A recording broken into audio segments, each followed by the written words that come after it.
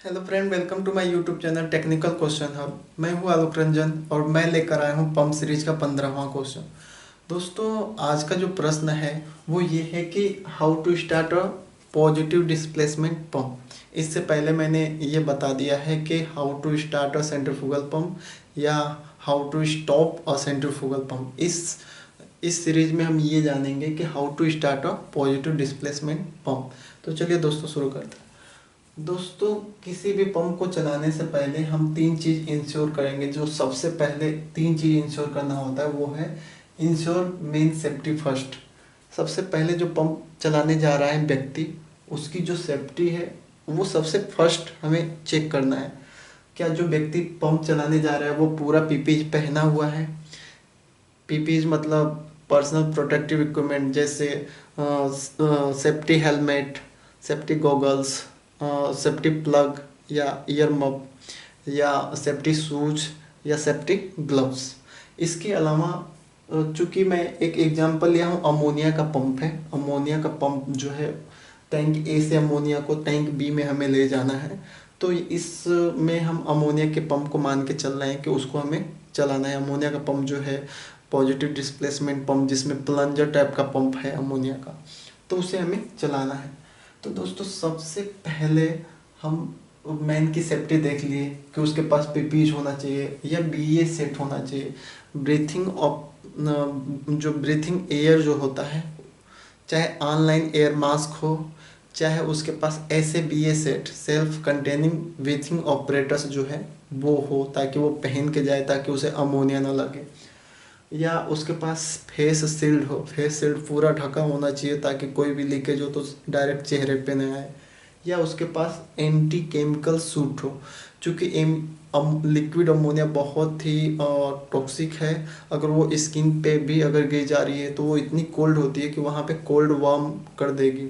तो उस केस में हमें एंटी केमिकल सूट का भी यूज करना पड़ेगा।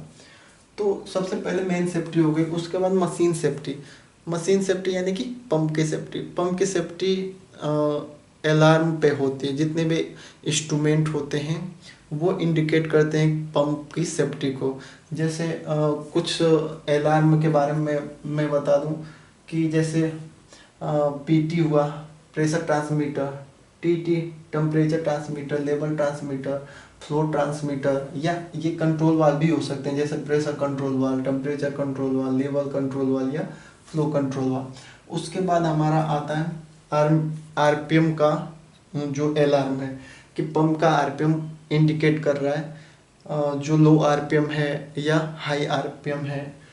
या जो हमारा पीडीआई, प्रेशर डिफरेंशियल इंडिकेटर, ये दोस्तों किसी भी पंप के फिल्टर में लगा होता है। पंप के सक्शन के जो पंप सक्शन ले रहा है तो वहाँ पे सक्शन लेगा तो वहाँ पे हमेशा जो है स्टेनर लगा होगा, जो या स्टेनर लगा होता है, जिसका काम ये होता है कि जो भी लाइन में जितने भी ट्रेस पार्टिकल हैं, मेटल पार्टिकल हैं या कुछ भी हो, तो उसे वो अ, उसे सेपरेट करे और प्योर अमोनिया को आगे भेजे।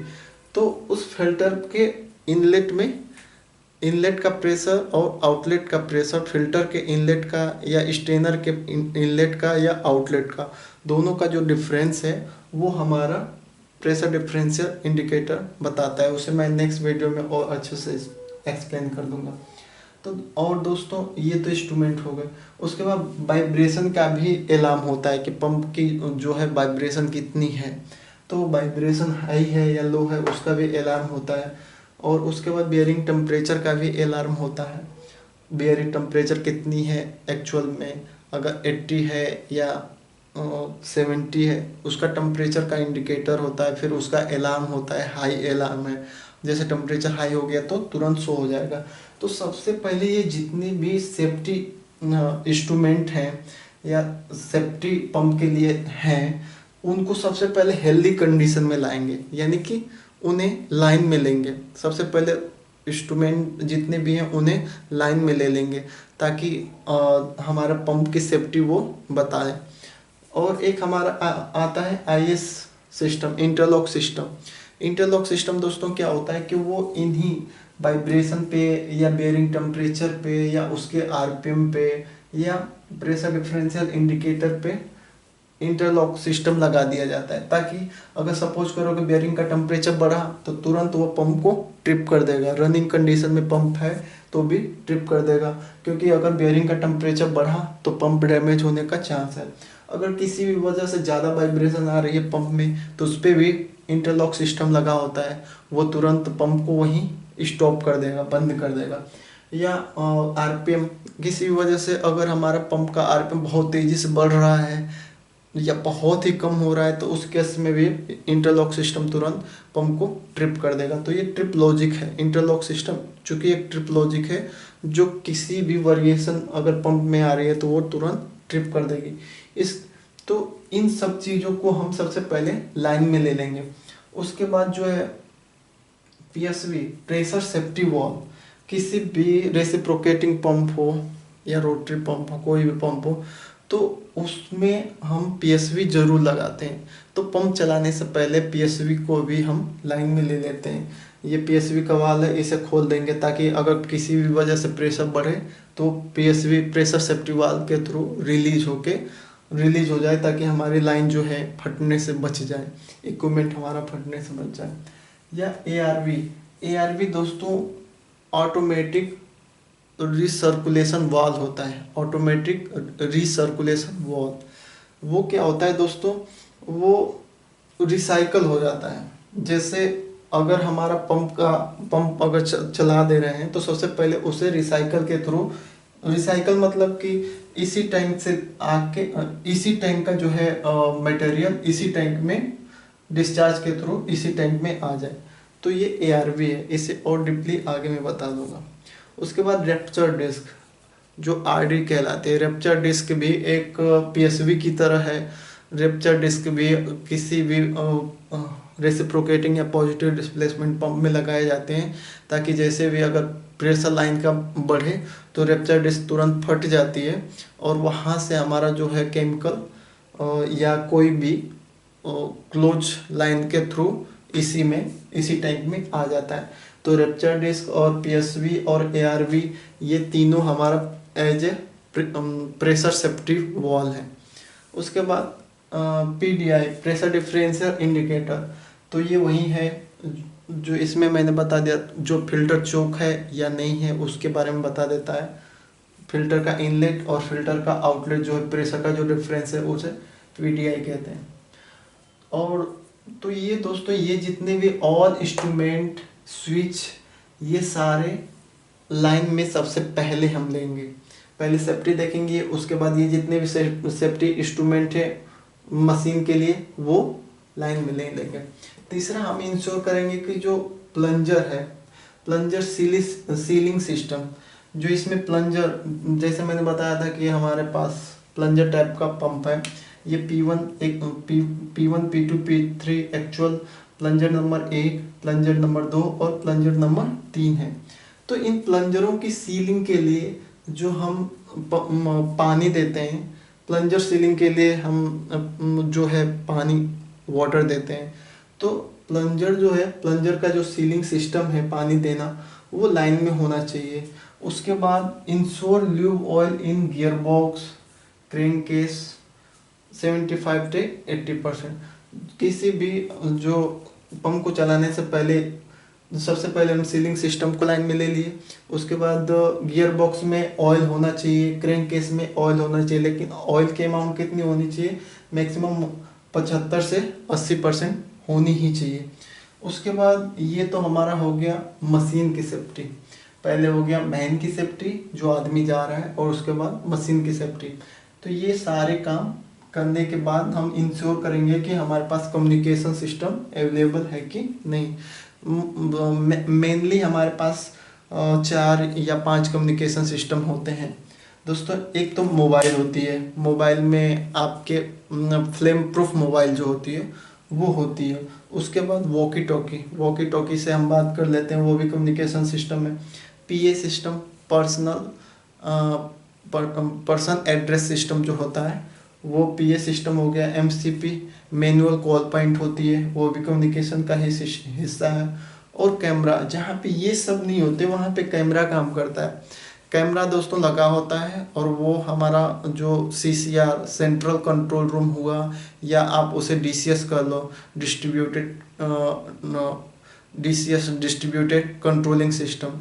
तो वहाँ पे कैमरा लगा होगा। आप फील्ड से ही, जहाँ पे पंप है वहाँ से ऐसे या ऐसे ऐसे करके आरपीएम डाउन करा सकते हो, ऐसे ऐसे करके आरपीएम बढ़ा सकते हो, या पंप चलाना है तो ऐसे बोल दो, पंप वो चला देगा। अगर पंप बंद करना है तो आप ऐसे दोनों ऐसे वो इंडिकेट कर दो कैमरे में ही, तो वो समझ जाएगा कि ऐसे कर रहा है यानी पंप बंद है, और ऐसे कह रहा है कि सब ओके है अब पंप चला दो। तो ये वहाँ पे यूज होता है। उसके अलावा दोस्तों अब इतना तो काम हो गया कि आपने सारे सेफ्टी फॉलो कर लिए, सारे क्रैंकेस में ऑयल वगैरह सब चेक कर लिए, अब और इंश्योर कर लिए कि आपके पास इन कम्युनिकेशन सिस्टम है कोई। अब कम्युनिकेशन सिस्टम आपके पास अवेलेबल है तो आप कंफर्म करोगे कहाँ पे, सीसीआर या डीसीएस। कहीं कहीं सीसीआर होता है, सेंट्रल कंट्रोल रूम, या कहीं पे हमारे पास डीसीएस होता है, डिस्ट्रीब्यूटेड कंट्रोलिंग सिस्टम। तो आप वहाँ पे इन्फॉर्म करोगे कि मैं पंप चलाने जा रहा हूँ, और उसके उससे पहले आप इलेक्ट्रिकल डिपार्टमेंट में भी बात कर लोगे कि हाँ हम पंप चलाने जा रहे हैं जिसका 235 किलोवाट का मोटर है। एक्चुअल में वो बहुत ज़रूरी है, क्योंकि अगर आप बताए नहीं वैसे ही पंप चला दोगे तो हो सकता है अगर इलेक्ट्रिकल डिपार्टमेंट में उतना पावर की मार्जिन नहीं है तो वहाँ पे पूरा जो प्लांट है ट्रिप हो सकता है, पावर फेल हो सकती है। तो उस केस में हम कोई भी बड़ी मशीन चलाने से पहले इलेक्ट्रिकल डिपार्टमेंट में इंश्योर कर लेते हैं। उसके बाद इलेक्ट्रिकल डिपार्टमेंट में इंश्योर कर लिए, सीसीआर में भी जो है पूछ लिए कि हमें चलाना है कि नहीं। अब वो बता देगा कि हाँ चलाओ। तो जब चलाना है दोस्तों, यहाँ तक आप समझ गए, जब चलाना रहेगा तो सबसे पहले हम क्या करेंगे, यहाँ पे देखिए दोस्तों, यहाँ पे ये ओपन ड्रेन है, ओपन ड्रेन को बंद होना चाहिए। सक्शन का ये ओपन ड्रेन है, इसे बंद कर लो। और यहाँ पे डिस्चार्ज का ओपन ड्रेन है, ये सक्शन लाइन है, ये डिस्चार्ज लाइन है, तो इसे आप क्लोज कर लो। इन दोनों को आप क्लोज कर लो सबसे पहले पंप को चलाने से पहले। चूँकि ये पॉजिटिव डिस्प्लेसमेंट पंप है तो इसमें प्राइमिंग की ज़रूरत ही नहीं है। तो सबसे पहले जितनी भी ओपन ड्रेन है या ओपन वेंट हैं उन्हें हम क्या कर लेंगे, बंद कर लेंगे। अब दोस्तों टैंक ए से जो है हमें टैंक बी में ले जाना है अमोनिया को। तो टैंक ए से हम सक्शन वाल को खोला, और ये सक्शन वाल जो है खोलते ही ये वाल हम खोल देंगे। ये डैम्पनर है दोस्तों। डैम्पनर दोस्तों उसके बारे में आपको बता दें, डैम्पनर जो है किसी भी पंप में, चाहे वो सक्शन लाइन में है या डिस्चार्ज लाइन में है, उसका बस एक ही काम है कि फ्लो में जो फ्लक्चुएशन है, डिस्चार्ज फ्लो में जो फ्लक्चुएशन है वो कम हो। यानी कि फ्लक्चुएशन कम करने के लिए किसी भी पंप में हम डैम्पनर लगाते हैं। दोस्तों डैम्पनर का क्या क्या है, जैसे हम डैम्पनर का काम क्या है दोस्तों, उसके लिए मैं बता रहा हूँ। एक सेकेंड, ये तो आप समझ ही गए होंगे। डैम्पनर के लिए मैंने आपको याद होगा, मैंने रेसिप्रोकेटिंग पंप जब बताया था तो ये डायग्राम बनाया था। सपोज करो दोस्तों ये प्लंजर है। प्लंजर जैसे आगे मूव होता है, जैसे आगे मूव होगा तो यहाँ पे हमारा वाल, यहाँ पे जो एनआरबी होती है वो बंद हो जाती है, और पूरा का पूरा जो है इस सिलेंडर में जो है लिक्विड भरा हुआ है वो पूरा डिस्चार्ज हो जाता है। ये डिस्चार्ज हो गया, ये सक्शन हो गया। तो और जैसे ही प्लंजर को हम पीछे ले जाते हैं, यानी कि जैसे ही हमारा प्लंजर पीछे की तरफ मूव करेगा तो इस सिलेंडर में वैक्यूम जनरेट होगा, जिसकी वजह से सक्शन लाइन से जितना भी हमारा है लिक्विड वो इसमें भर जाएगा। तो उस कंडीशन में दोस्तों फ्लो में फ्लक्चुएशन होता है, क्योंकि जब हमारा पिस्टन आगे पीछे होगा तो फ्लो में भी पूरा फ्लक्चुएशन होगा। तो उसे कम करने के लिए हम डैम्पनर का यूज करते हैं। डैम्पनर यहाँ पे हमारा सक्शन डैम्पनर है, ये हमारा डिस्चार्ज डैम्पनर है। तो डैम्पनर का क्या होता है दोस्तों, जैसे टैंक ए से हम जैसे इसे लाइन में लेंगे तो ये सबसे पहले अमोनिया डैम्पनर में पूरी भर जाएगी। अमोनिया, लिक्विड अमोनिया इस लाइन से होते हुए सबसे पहले इसमें भर जाएगी। अब चूंकि यहाँ पे इसके ऊपर हम स्टीम का वाल्व, थोड़ी सी स्टीम हल्की सी इस डैम्पनर में, जो सिलेंड्रिकल वेसल है, डैम्पनर में कुछ भी नहीं होता, बस एक सिलेंड्रिकल वेसल होता है, तो उसमें हम स्टीम थोड़े अमाउंट में स्टीम की जैकेटिंग कर लेते हैं। जैकेटिंग मतलब जैसे ये वेसल है, वेसल में कोई लिक्विड भरा है, तो यहाँ पे साइडों में हम जैकेट के रूप में यहाँ पे स्टीम जैकेटिंग कर देंगे, जैकेट में स्टीम दे देंगे। तो वो स्टीम क्या करेगी, गर्म कर देगी, ताकि प्रेशर बढ़ाएगी, जो लिक्विड अमोनिया वो वेपर अमोनिया में कन्वर्ट हो जाएगा, और वेपर जो होता है, वेपर प्रेशर जो होता है जनरेट होगा। वेपर प्रेशर जो होगा वो लिक्विड पे प्रेशर एक बनाए रखेगा, जिसकी वजह से इस डैम्पनर में जो नीचे हमारा लिक्विड है, ऊपर हमारी वेपर हो जाएगी, तो वेपर प्रेशर बढ़ेगा, तो लिक्विड पे प्रेशर बढ़ेगा, और वो तेजी से हमारा सक्शन में हमारी अमोनिया जो है तेजी से भर जाएगी। तो डैम्पनर का दो काम है, एक तो फ्लो को फ्लक्चुएशन से बचा लेती है, और दूसरा पॉजिटिव प्रेशर बना के सक्शन प्रोवाइड कराती है, सक्शन प्रेशर बढ़ा देती है लिक्विड का। तो सबसे पहले हमने ये वाल्व खोला, डैम्पनर को लाइन में लिया, स्टीम खोल दी डैम्पनर में, उसके बाद हमारा यहाँ तक पूरी लिक्विड अमोनिया भर गई। उसके बाद हम क्या करेंगे दोस्तों, इधर प्रेशर जो है पीजी, जो है प्रेशर गेज है, उसे लाइन में लेंगे, पीएसवी को सबसे पहले पीएसवी को भी लाइन में लेंगे, और ओपन डिस्चार्ज वाल्व जो है उसे बंद कर देंगे, क्लोज कर देंगे, एनआरवी है ही, और ये वाल्व भी खोल देंगे, डिस्चार्ज वाल्व भी खोल देंगे, और सबसे पहले इसे रिसाइकल करेंगे, रिसाइकल वाल्व खोलेंगे। रिसाइकल वाल्व खोलेंगे तो जो भी रिसाइकल का मतलब कि इसी टैंक से जो है पंप का डिस्चार्ज इसी टैंक में आ गया, रिसर्कुलेशन होने को रिसाइकल कहते हैं। तो ये वाल्व खोल देंगे, डिस्चार्ज वाला भी बंद रखेंगे। ये पूरा सक्शन पूरा लाइन में ले लिया, पूरा डिस्चार्ज लाइन में ले लिया, डिस्चार्ज लाइन और सक्शन लाइन दोनों को लाइन में हमने ले लिया। दोस्तों रेसिप्रोकेटिंग पंप है, तो इसमें कोई ऐसा नहीं है कि सर डिस्चार्ज वाल्व बंद करना है या सक्शन, कुछ भी नहीं, सब एकदम लाइन में ले लो। अगर कुछ भी अगर छूट गया तो इसका इतना प्रेशर होता है 150-200 kg, कि अगर आप गलती से अगर डिस्चार्ज वाल्व बंद कर दिए हो या पीएसवी पॉप नहीं हुई, तो पूरी लाइन जो है ब्रेक हो जाएगी, फट जाएगी। तो इसलिए सक्शन को भी पूरी तरह से लाइन में ले लो, डिस्चार्ज को भी पूरी तरह से लाइन में ले लो, डिस्चार्ज लाइन को। और बाकी ये ध्यान में रखो कि जितने भी ओपन ड्रेन हैं या ओपन वेंट हैं वो बंद होना चाहिए। अब दोस्तों क्या होता है कि इतने सब कुछ करने के बाद ये मैंने चित्र बनाया, ये मोटर है, ये गियर बॉक्स है, और ये कैंक्रेस है। कैंक्रेस में हमारी कनेक्टेड रॉड वगैरह जो भी जुड़ी होती है, मोटर, गियर बॉक्स, कैंक्रेस, और ये प्लंजर, तीन प्लंजर हैं, plunger number 1, plunger number 2, plunger number 3। फिर ये डिस्चार्ज डैम्पनर है, डैम्पनर का काम बता ही दिया। डिस्चार्ज लाइन की ये पीएसवी है, और कुछ भी होगा तो पीएसवी पॉप कर जाएगी, डिप्रेशराइज कर देगी। ठीक दोस्तों, तो अब क्या होगा कि पंप जो है,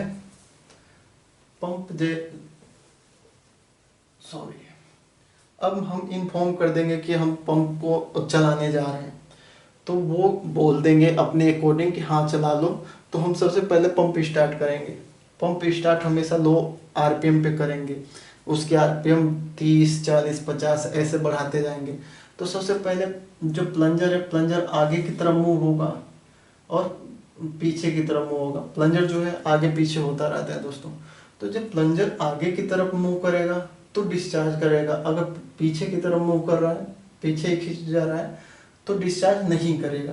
तो उस कंडीशन में देखिए दोस्तों, सपोज कीजिए कि प्लंजर जो है डिस्चार्ज की कंडीशन में डिस्चार्ज किया, तो जब डिस्चार्ज किया तो डैम्पनर में पूरी लिक्विड जो है अमोनिया पहले भर जाएगी। सबसे पहले अमोनिया डिस्चार्ज लाइन में जो डैम्पनर लगा है उसमें पूरी तरह से भर जाएगी, और फिर जो बची वो डिस्चार्ज लाइन से होते हुए जाएगी। यानी कि सबसे पहले डैम्पनर हमारा, डिस्चार्ज डैम्पनर पूरी अमोनिया से भर गया। अब जो ये तो जब हमारा प्लंजर आगे की तरफ गया, तो पूरा इसमें भर गया। अब जब प्लंजर पीछे की तरफ मूव करेगा, तो जब पीछे की तरफ मूव करेगा इधर, तो इसमें जो है प्लंजर साइड, जैसे प्लंजर पीछे मूव होगा तो इधर हमारा वैक्यूम क्रिएट होगा। तो ये इस लाइन में जो लिक्विड भरा है, लिक्विड अमोनिया, वो पीछे बैक आना चाहेंगे लेकिन वो नहीं आ पाएंगे। क्यों? क्योंकि हम ऑलरेडी डैम्पनर में पूरे लिक्विड अमोनिया भर रखे हैं। और उस केस में क्या होता है, डैम्पनर में जितनी भी लिक्विड भरी हुई है, लिक्विड अमोनिया, वो फॉरवर्ड चली जाएगी। पहले तो पूरी भर गई, उसके बाद जैसे ही नहीं मिला डिस्चार्ज, तो उस कंडीशन में डैम्पनर से ही निकल के वो आगे चली गई। तो इस केस में दोस्तों क्या हुआ कि फ्लो है, जो फ्लो है, फ्लो में फ्लक्चुएशन बिल्कुल नहीं आया। क्योंकि जैसे ही लाइन खाली हुई तो डैम्पनर से लिक्विड वीसी जो है, सॉरी, जैसे ही हमारा लाइन, डिस्चार्ज लाइन खाली हुई, उस केस में हमारा डैम्पनर जो है, डैम्पनर से जो लिक्विड अमोनिया है वो तुरंत लाइन में भर गई। तो इस तरह हमारा ये डैम्पनर जो है डिस्चार्ज वो काम कर गया। और सक्शन के देखते हैं, जैसे ही हमारा जो है प्लंजर है, प्लंजर आगे की तरफ मूव हुआ, तो जब आगे की तरफ मूव होगा तो यहाँ पे तो एनआरवी लगी है, यहाँ पे तो कोई भी प्रेशर जनरेट होगा नहीं। जब आगे की तरफ जब डिस्चार्ज देगा तो बिल्कुल प्रेशर जनरेट नहीं होगा। तो उस केस में क्या होगा, एनआरवी यहाँ बंद हो जाएगी, यहाँ पे कोई प्रेशर, नेगेटिव प्रेशर ही नहीं होगा, कोई सक्शन ही नहीं होगा, कोई वैक्यूम ही नहीं होगा कि इसमें लिक्विड जाए। तो उस केस में क्या होता है कि इस डैम्पनर में जो भरी हुई लिक्विड अमोनिया है वो नीचे की तरफ मूव करेगी और वो पूरी अच्छे से यहाँ तक अपने आप इसमें जो भरी हुई है वो आ जाएगी, जगह ले लेगी।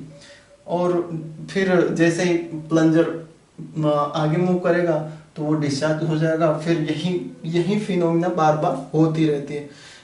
डैम्पनर में पहले अमोनिया लिक्विड अमोनिया ऊपर जाएगी, फिर जैसे ही प्लंजर बैकवर्ड होगा तो पूरा नीचे से आके इतनी जगह को घेर लेगी।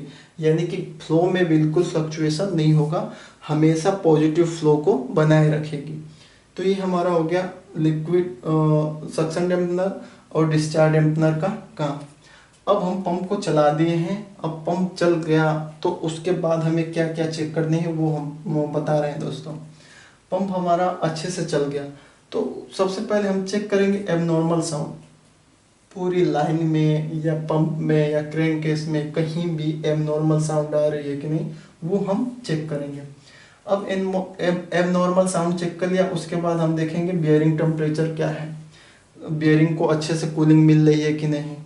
ऐसा ना हो कि बियरिंग का टेम्परेचर बढ़ता ही जा रहा है, तो वो चेक कर लेंगे। उसके बाद जितनी भी पाइप हैं, piping not having excessive vibration, pipe में वाइब्रेशन अधिक नहीं होना चाहिए। चूँकि पॉजिटिव डिस्प्लेसमेंट पंप है तो प्रेशर 200-150 होता है, तो 150-200 जो प्रेशर है वो लाइन में पूरी वाइब्रेशन क्रिएट करती है। तो वाइब्रेशन हो लेकिन एक्सेसिव वाइब्रेशन ना हो, अधिक से अधिक जो है वाइब्रेशन ना हो। तो ये देख लेंगे कि लाइन में वाइब्रेशन तो नहीं हो रहा है, बियरिंग का टेम्परेचर तो नहीं बढ़ रहा है, एबनॉर्मल साउंड तो नहीं हो रहा है। या उसके बाद देखेंगे कि फ्लक्चुएशन जो है, फ्लक्चुएशन फ्लो में या पंप के प्रेशर में फ्लक्चुएशन तो नहीं हो रहा है। अगर कम हो रहा है तो कोई दिक्कत नहीं, अगर ज़्यादा फ्लक्चुएशन हो रहा है तो इसका मतलब कि हमारा डैम्पनर काम ही नहीं कर रहे हैं। क्योंकि डैम्पनर को लगाया ही गया है कि वो अच्छे से वर्क करें, जो है फ्लक्चुएशन कंट्रोल करें। तो उस समय हम ये भी देखेंगे कि फ्लक्चुएशन जो है डिस्चार्ज प्रेशर में वो है कि नहीं। और पांचवा हमारा पॉइंट है कि passing of PSV, pressure safety valve कहीं पास तो नहीं कर रहा है। जो ये हमारा पीएसवी लगा है क्या वो पास तो नहीं कर रहा है, इसे भी हम चेक कर लेंगे। तो ये 5 चीज चेक कर लिए, पंप चल गया, फुल लोड पे हो गया।